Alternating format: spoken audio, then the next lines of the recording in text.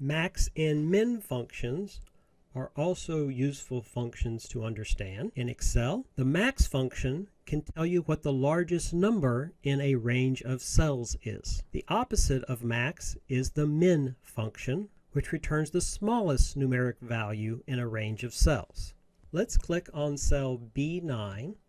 If I want to find the largest number, let's use the max function. Up on the formula bar, when you click on AutoSum, you'll see a listing in there of max. Click on max, and it should select cells B4 to B8. If it didn't, with it highlighted, you could reselect the right cells. With that selected, let's hit enter, and the highest number in there is 35,250, and you can double check that. As you can see, the max function returns the biggest number from the range you have specified. Let's practice with the min function. Click in cell C9, go up to AutoSum, click on the word AutoSum on the formula ribbon, and you'll see min there. Click on min, and it should select from C4 to C8.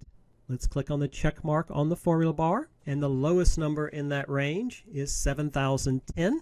As you can see, the min formula displays the smallest number from the specified range.